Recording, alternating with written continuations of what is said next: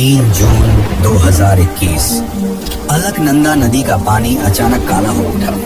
पहाड़ों से गर्जना सुनाई दे रही थी, जैसे कोई अदृश्य शक्ति चेतावनी दे रही हो। जोशीमठ के मकान एक एक कर धंसने लगे, लेकिन बद्रीनाथ मंदिर वह अडिग खड़ा रहा, जैसे कोई दिव्य ढाल उसे सुरक्षा दे रही हो। क्या यह सिर्फ एक संयोग था, या फिर भगवान विष्णु की वह प्रतिज्ञा सच हो रही थी, जिसमें उन्होंने कहा था यह धाम कलयुग तक अविनाशी रहेगा।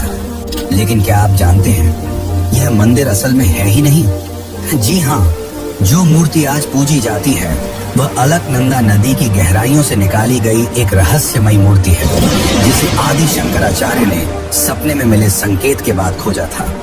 यह दुनिया का एकमात्र ऐसा मंदिर है जिसने अपने विनाश की भविष्यवाणी खुद ही कर दी है। इस मंदिर में हर साल घटने वाली एक रहस्यमयी घटना संकेत देती है कि यह मंदिर जल्द ही विलुप्त हो जाएगी। उत्तराखंड के बर्फीले पहाड़ों के बीच स्थित यह बद्रीनाथ मंदिर हिंदू सनातन धर्म के 4 धामों में से एक है। यह केवल एक तीर्थ स्थल नहीं, बल्कि असंख्य रहस्यों का केंद्र है, जिसके अनसुलझे और चमत्कारी रहस्य आपको चौंका देंगे, जिन्हें वैज्ञानिक भी आज तक नहीं समझ पाए हैं। भक्त बद्रीनाथ धाम को दूसरा वैकुंठ लोक मानते हैं, क्योंकि माना जाता है कि आप यहाँ से सीधे वैकुंठ की यात्रा कर सकते हैं। यह मंदिर साल में केवल 6 महीने के लिए ही खुलता है, और जब यह बाकी 6 महीने के लिए बंद किया जाता है, तो कैसे बर्फीले तूफानों के बीच दबे रहने के बावजूद अंदर जलने वाली अखंड ज्योति निरंतर जलती रहती है, वह भी बिना किसी बाती या तेल के। और आखिर क्यों केरल के पुजारी यहाँ के मुख्य पुजारी होते हैं, जबकि यह मंदिर तो उत्तराखंड में है? और क्यों इन पुजारियों को स्त्री वस्त्र पहनकर और सजकर पूजा करनी होती है? क्या यह कोई श्राप है या कोई और रहस्य? और सबसे खास बात है यहाँ बहने वाली अलकनंदा नदी। माना जाता है कि यह नदी पापियों पर नहीं गिरती और उल्टी बहनी शुरू हो जाती है। आपने भारत के सभी हिंदू मंदिरों में शंख बजते तो जरूर देखा होगा, पर ऐसा क्या हुआ कि बद्रीनाथ धाम में शंख बजाने पर पूरी तरह प्रतिबंध लगा दिया गया है? बद्रीनाथ धाम बर्फीले पहाड़ों के बीच है, जिस कारण इसका तापमान हमेशा 9 डिग्री से कम रहता है, और आसपास के सभी तालाब और नदियों का पानी जम जाता है। पर चौंकाने वाली बात तो यह है कि इस सर्द मौसम में भी तप्त कुंड का पानी हमेशा 54 डिग्री सेल्सियस रहता है, जो कि काफी ज्यादा गर्म होता है। आखिर यह संभव कैसे है? जोशीमठ में स्थित भगवान नरसिंह की मूर्ति का हाथ हर साल पतला होता जा रहा है। आखिर ऐसा क्यों हो रहा है? पुराणों में कहा गया है कि जिस दिन यह हाथ पूरी तरह टूट जाएगा, उस दिन बद्रीनाथ का अंत शुरू हो जाएगा। क्या यह कलयुग के अंत की ओर इशारा कर रहा है, या इसके पीछे कोई और गूढ़ संकेत छिपा है? और कैसे इस भव्य और रहस्यमयी मंदिर का निर्माण हुआ? कैसे इतनी ऊंचाई पर पहाड़ी इलाके में इसे बनाया गया? और शंकराचार्य ने कैसे भगवान की मूर्ति को ढूंढ निकाला, जिसे यहाँ के लोगों ने नदी में फेंक दिया था? आखिर यहाँ के लोगों ने ऐसा क्यों किया? क्या है इसकी असली सच्चाई? ये सभी वो सवाल हैं जिनके जवाब आज तक विज्ञान भी नहीं दे पाया, लेकिन आज हम इन रहस्यों से पर्दा उठाएंगे। तो क्या आप तैयार हैं बद्रीनाथ के उन अविश्वसनीय रहस्यों को जानने के लिए, जो आपके विश्वास और विज्ञान दोनों को चुनौती देंगे? तो चलिए शुरू करते हैं वह यात्रा जो आपको हिमालय के सबसे गहरे राज तक ले जाएगी। 7 फरवरी 2021 की वो भयानक सुबह, जब हिमालय का दिल धड़कना बंद करने लगा था। रैनी गांव में अचानक ग्लेशियर टूटा और अलकनंदा नदी ने क्रोध का रूप ले लिया। पानी का वह राक्षसी रूप देखकर सबकी सांसें थम गईं। 20 फीट ऊंची लहरें पूरे गांवों को निगलती हुई बद्रीनाथ की ओर बढ़ रही थीं। लेकिन जब यह प्रलय बद्रीनाथ मंदिर से सिर्फ 500 मीटर दूर थी, तभी कुछ ऐसा हुआ जिसे आज तक कोई नहीं समझ पाया। अचानक नदी ने अपना रुख बदल लिया, जैसे कोई अदृश्य दिव्य शक्ति ने उसे मोड़ दिया हो। क्या यह महज एक संयोग था, या फिर यह वही चमत्कार था जिसका जिक्र स्कंद पुराण में मिलता है, जहां भगवान विष्णु ने कहा था, जब तक मैं यहाँ तपस्या में लीन हूँ, यह धाम प्रलय से अछूता रहेगा। वैज्ञानिक आज भी हैरान हैं कि कैसे 2021 की उस भीषण आपदा में, जब आसपास का पूरा इलाका तबाह हो गया, बद्रीनाथ मंदिर का एक पत्थर तक नहीं हिला। मंदिर के पुजारियों का दावा है कि उस रात मंदिर के गर्भगृह से एक नीली ज्योति निकलकर नदी की ओर गई थी। लेकिन सबसे चौंकाने वाला रहस्य तो मंदिर की स्थापना में छुपा है। आधुनिक वैज्ञानिकों ने पाया है कि बद्रीनाथ मंदिर बिल्कुल उसी स्थान पर बना है जहां हिमालय की दो टेक्टोनिक प्लेट्स आपस में मिलती हैं। एक ऐसा बिंदु जहां पृथ्वी की चुंबकीय शक्ति सबसे तीव्र होती है। क्या यह संयोग है कि यही वह स्थान है जहां भगवान विष्णु ने योग समाधि की थी? और एक और हैरान कर देने वाला तथ्य, 1803 के भीषण भूकंप में जब पूरा गढ़वाल क्षेत्र ध्वस्त हो गया था, तब भी बद्रीनाथ मंदिर को कोई नुकसान नहीं हुआ था। क्या यह मंदिर सच में दिव्य शक्तियों द्वारा संरक्षित है, या फिर प्राचीन ऋषियों ने कोई ऐसा वास्तु रहस्य जान लिया था जो आज का विज्ञान भी नहीं समझ पाया? वैसे अगर आपको वीडियो अच्छी लग रही है तो कमेंट में जय बद्रीनाथ जरूर लिखें। एक बात तो तय है, बद्रीनाथ सिर्फ एक मंदिर नहीं बल्कि प्रकृति और दिव्यता के बीच का वह रहस्यमय सेतु है जहां नियमों को चुनौती मिलती है और आस्था विज्ञान से आगे निकल जाती है। सतयुग का वह पावन क्षण जब बद्रीनाथ की घाटियां भगवान शिव की तपस्या से गूंज रही थी, यह वह स्वर्णिम समय था जब शिव पार्वती अपने गणों के साथ इस दिव्य स्थल पर विचरण करते थे।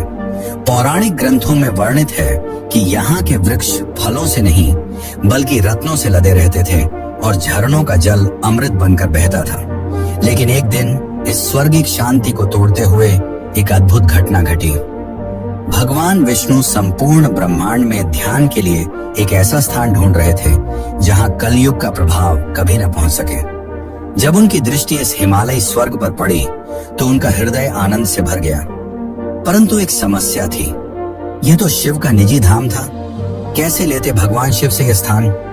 तब विष्णु ने रची एक ऐसी लीला जिसने धर्म और भक्ति की नई परिभाषा लिख दी। एक शरद पूर्णिमा की रात जब शिव पार्वती पर्वत शिखर पर चंद्र दर्शन कर रहे थे, तभी अचानक एक मासूम बालक के रोने की आवाज गूंजी। पार्वती का मातृ हृदय विचलित हो उठा। वह तुरंत उस रोते हुए बालक को ढूंढने निकल पड़ी जो एक बद्री वृक्ष के नीचे छिपा बिलख रहा था। बालक के नेत्रों में एक अलौकिक तेज था, उसके मुखमंडल से दिव्य प्रकाश फूट रहा था। शिव जान गए कि यह कोई साधारण बालक नहीं बल्कि स्वयं विष्णु है। जैसे ही पार्वती ने बालक को गोद में उठाया और अंदर ले गई, विष्णु ने अपनी लीला का दूसरा चरण शुरू किया।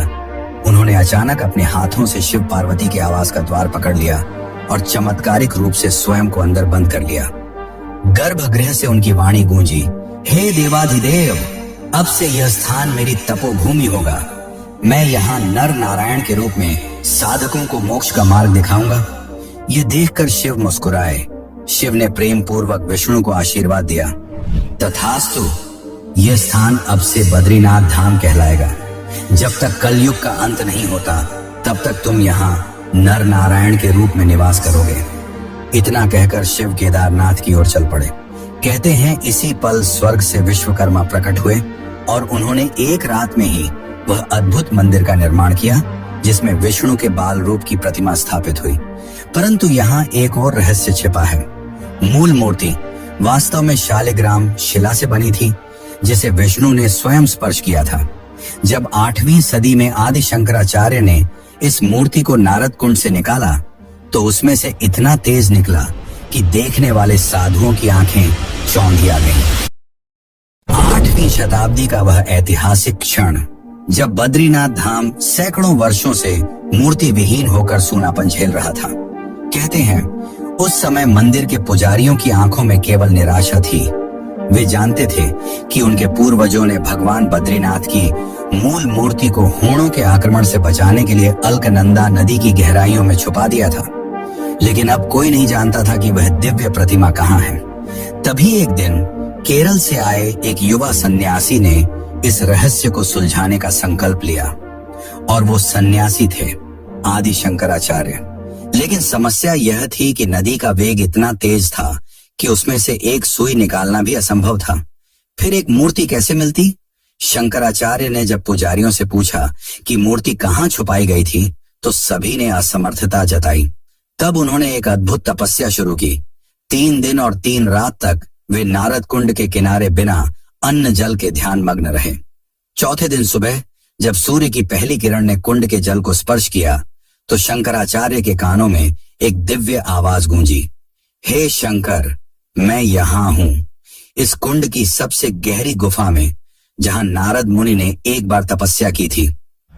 यह सुनकर शंकराचार्य ने अपनी दिव्य दृष्टि से देखा। कुंड के तल में एक विशाल शालिग्राम शिला चमक रही थी। बिना एक पल गंवाए वे नारद कुंड की ओर चल पड़े।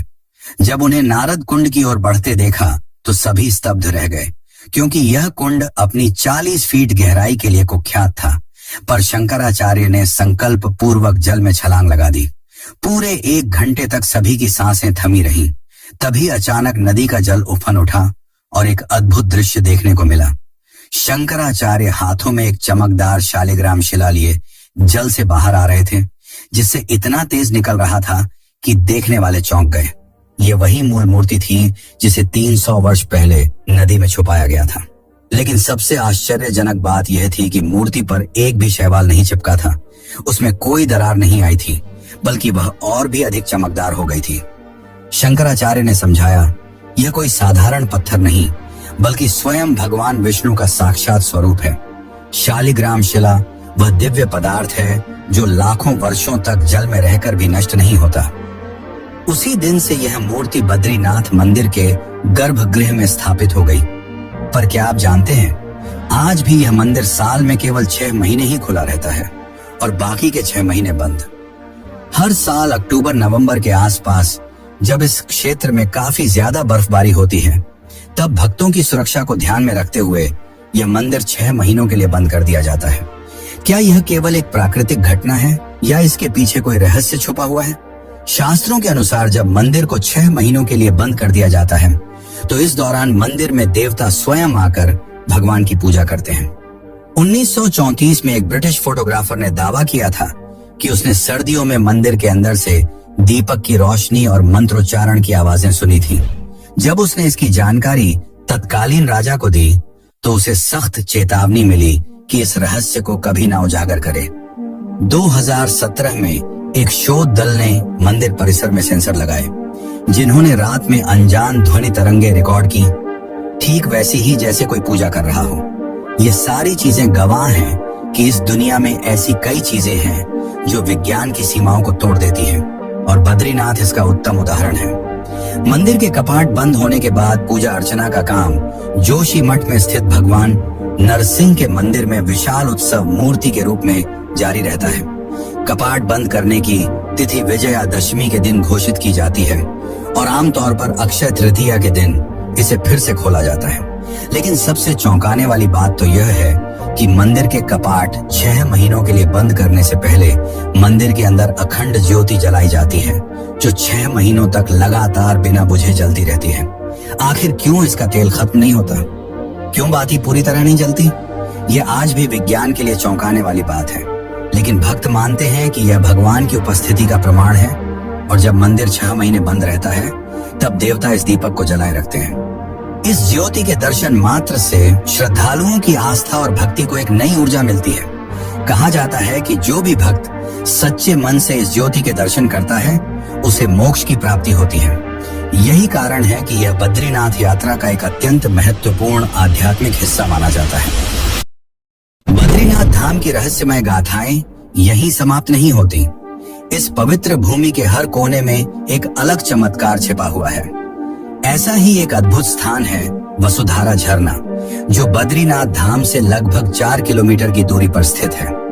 यह झरना लगभग 400 फीट की ऊंचाई से गिरता है। इसका जल अत्यंत ही पवित्र होता है, जिस कारण यह जल केवल पुण्य आत्माओं पर ही गिरता है। अगर कोई पापी व्यक्ति इस झरने के पास जाता है, तो वसुधारा उल्टी बहना शुरू कर देती है। मान्यताओं के अनुसार महाभारत काल में युद्ध समाप्त होने के बाद जब पांडव स्वर्ग की यात्रा पर निकले थे, तब वे यहीं से गुजरे थे और सहदेव ने यहीं पर अपने प्राण त्याग दिए थे।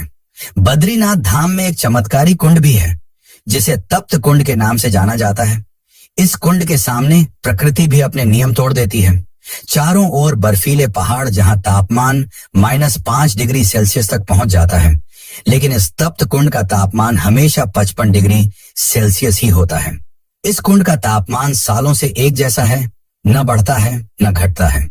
श्रद्धालु दूर दूर से इस कुंड के दर्शन करने आते हैं। यह कुंड बाहर से छूने पर काफी ज्यादा गर्म लगता है, पर जब भक्त इसमें स्नान करते हैं तो यह शरीर और आत्मा को तृप्त कर देता है। भक्तों का यह तक मानना है कि इस कुंड में स्नान करने से उन्हें अनेक प्रकार के रोगों से मुक्ति मिल गई। लेकिन आखिर इतने सर्द मौसम में यह कुंड इतना गर्म कैसे? विज्ञान के पास तो इसका कोई जवाब नहीं है, लेकिन धार्मिक ग्रंथों के अनुसार इसे सूर्य देव का निवास माना जाता है। एक समय जब सूर्य देव को हत्या का पाप लगा था, तब सूर्य देव ने भगवान विष्णु से इस पाप से मुक्त होने का उपाय मांगा। तब भगवान विष्णु ने उन्हें बद्रीनाथ के इस तप्त कुंड में तपस्या करने की सलाह दी, जिसके पश्चात सूर्य देव ने कई हजार वर्षों तक इस तप्त कुंड में तपस्या की, जिस कारण यह स्थान उनकी ऊर्जा से भर गया।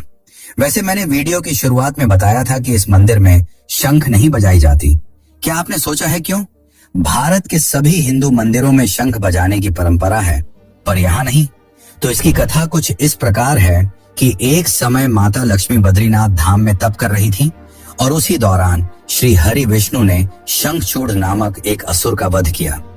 भगवान विष्णु नहीं चाहते थे कि माता लक्ष्मी की तपस्या में कोई विघ्न हो, इसलिए उन्होंने विजय शंख नहीं बजाया। तब से ही इस स्थान पर शंख न बजाने की अद्भुत प्रक्रिया चली आ रही है। एक और बात जो माता लक्ष्मी से ही जुड़ी है, जो कि काफी चौंकाने वाली है, कि क्यों यहाँ के मुख्य पुजारी स्त्री वस्त्र पहनकर मंदिर में प्रवेश करते हैं और क्या है इन पुजारियों की असली सच्चाई। तो चलिए जानते हैं यहाँ के पुजारियों की अनोखी अनुष्ठान। लेकिन उससे पहले अगर आपको वीडियो अच्छी लग रही है तो वीडियो को लाइक करके चैनल को सब्सक्राइब जरूर कर लें। ये आपके लिए तो फ्री है, पर इससे हमारी काफी मदद हो जाती है। सर्दियों की वह कड़कड़ाती सुबह, जब बद्रीनाथ मंदिर का मुख्य पुजारी अपने दैनिक अनुष्ठान के लिए तैयार हो रहा था, लेकिन यह कोई सामान्य तैयारी नहीं थी। वह एक एक कर स्त्रियों के वस्त्र धारण कर रहा था। गहरे लाल रंग की साड़ी, चमकदार नथ, कंगन और फिर अंत में अपने माथे पर सिंदूर की लंबी बिंदी। यह कोई मजाक नहीं, बल्कि सदियों पुरानी वह अद्भुत परंपरा थी जिसने वैज्ञानिकों को हैरान और इतिहासकारों को चकित कर रखा है। बद्रीनाथ के मुख्य पुजारी, जिन्हें रावल भी कहा जाता है, यहाँ के पुजारी वर्ष में 2 बार स्त्री वेश धारण करते हैं। इसके पीछे एक गहरी आध्यात्मिक मान्यता जुड़ी हुई है। दरअसल बद्रीनाथ मंदिर में भगवान विष्णु अपने 24 स्वरूपों में से एक नर नारायण रूप में विराजमान हैं। उनकी पूजा के साथ देवी लक्ष्मी, भगवान गणेश, कुबेर और उद्धव जी के विग्रहों की भी उपासना की जाती है। लक्ष्मी जी का मंदिर मुख्य मंदिर के बाहरी भाग में स्थित है। विजयदशमी के आसपास जब बद्रीनाथ धाम के कपाट बंद किए जाते हैं, तो देवी लक्ष्मी की मूर्ति को विशेष पूजा अर्चना के बाद मंदिर के अंदर स्थापित किया जाता है। परंपरा के अनुसार जब वसंत पंचमी के बाद मंदिर के कपाट खुलने का मुहूर्त तय किया जाता है, तब मुख्य पुजारी को स्वयं पार्वती जी का रूप धारण कर देवी लक्ष्मी को मंदिर से बाहर लाने की परंपरा निभानी होती है। ये इसलिए किया जाता है क्योंकि हिंदू परंपराओं के अनुसार किसी पुरुष को देवी को सीधे स्पर्श करने की अनुमति नहीं होती। इसलिए रावल देवी लक्ष्मी की सखी के रूप में तैयार होकर उन्हें मंदिर में पुनः स्थापित करते हैं। यहाँ के पुजारी केरल के नंबूदरी ब्राह्मण होते हैं। आप सोच रहे होंगे कि उत्तराखंड के इस मंदिर में केरल के ब्राह्मण क्यों? दरअसल इस परंपरा की शुरुआत शंकराचार्य ने की थी, जिसमें दक्षिण के पुजारी उत्तर के मंदिरों में और उत्तर के पुजारी दक्षिण में पूजा अर्चना करते हैं। उन्होंने संस्कृति और सभ्यता के आदान प्रदान के लिए ऐसा किया था, जो आज भी चली आ रही है। वैसे तो बद्रीनाथ के और भी कई चौंकाने वाले रहस्य हैं, पर सबसे ज्यादा चौंकाने वाली बात यह है कि इस मंदिर ने अपने विनाश की भविष्यवाणी पहले ही कर दी है। मंदिर के अंदर स्थित भगवान विष्णु की मूर्ति का हाथ हर 12 साल में 1 इंच टूटता जा रहा है। यह कोई सामान्य मूर्ति नहीं, बल्कि एक जीवित चेतना है जो हमें समय के अंत की चेतावनी दे रही है। 1934 में पहली बार पुजारियों ने नोटिस किया कि मूर्ति का दाहिना हाथ 1 इंच टूट गया है। हर 12 साल में यह हाथ और 1 इंच छोटा होता जा रहा है। 2024 तक यह 4 इंच टूट चुका है। हैरानी की बात तो यह है कि टूटे हुए हिस्से में से स्वर्णिम रेत निकलती है, जिसका विश्लेषण करने वाले वैज्ञानिकों ने पाया कि यह अज्ञात धातु है। कल की पुराण के अध्याय 2 श्लोक 15 में लिखा है, जब बद्रीश का हस्त भंग होगा तब कलयुग का प्रलय आरंभ होगा। पंडितों का मानना है कि जब हाथ कलाई तक टूट जाएगा तब भगवान कल की अवतार लेंगे। यहाँ तक हर बार जब मूर्ति का हाथ टूटता है तो अजीब घटनाएं होती हैं। 1999 में जिस दिन हाथ टूटा उसी दिन पाकिस्तान में भयानक भूकंप आया। दूसरी बार 1911 में हाथ टूटने के 48 घंटे बाद जापान में सुनामी आई और तीसरी बार 2023 में टुकड़ा गिरते ही उत्तराखंड में बादल फटा। यह केवल संयोग नहीं बल्कि चेतावनी है कलयुग के अंत की। क्या यह सच में भगवान विष्णु का अंतिम संदेश है? क्या हम उस महाप्रलय के कगार पर खड़े हैं जब बद्रीनाथ का यह टूटा हाथ पूरी तरह से गिर जाएगा? या फिर यह कोई और दिव्य लीला है जिसे हम मनुष्य समझ नहीं पा रहे? बद्रीनाथ मंदिर की कहानी यहीं समाप्त नहीं होती। इस मंदिर का प्रसाद भी चर्चा का विषय है। बद्रीनाथ धाम में श्रद्धालुओं को दिया जाने वाला प्रसाद एक अनोखा रहस्य समेटे हुए है। इस मंदिर में तुलसी का प्रसाद वितरित किया जाता है जो बाकी मंदिरों के प्रसाद से अलग है। बद्रीनाथ मंदिर में चढ़ाए जाने वाले तुलसी प्रसाद की सबसे बड़ी विशेषता यह है कि यह कभी खराब नहीं होता। आप इस प्रसाद को कितने भी दिन रख लें, यह न तो खराब होता है और न ही इसकी सुगंध समाप्त होती है। इस तुलसी प्रसाद को विशेष रूप से भगवान बद्रीनाथ को अर्पित करने के बाद ही भक्तों को वितरित किया जाता है। कहा जाता है कि इस प्रसाद को ग्रहण करने से शारीरिक और मानसिक शुद्धता प्राप्त होती है। वैज्ञानिक दृष्टिकोण से देखें तो तुलसी में औषधीय गुण पाए जाते हैं जिससे यह जल्दी खराब नहीं होती। तुलसी में मौजूद एंटीबैक्टीरियल और एंटीऑक्सीडेंट गुण इसे लंबे समय तक सुरक्षित रखते हैं। लेकिन श्रद्धालु इसे केवल भगवान बद्रीनाथ की कृपा मानते हैं जो इस प्रसाद को दिव्यता प्रदान करती है। बद्रीनाथ धाम के रहस्यों की यह यात्रा अब अपने अंतिम पड़ाव पर पहुंच चुकी है, लेकिन एक सवाल अभी भी अनुत्तरित है। क्या यह वास्तव में धरती पर वैकुंठ है, जहां तप्त कुंड का रहस्य विज्ञान को चुनौती देता है, जहां मूर्ति का टूटता हाथ कलयुग के अंत की चेतावनी दे रहा है और जहां अदृश्य शक्तियां मंदिर की रक्षा करती हैं?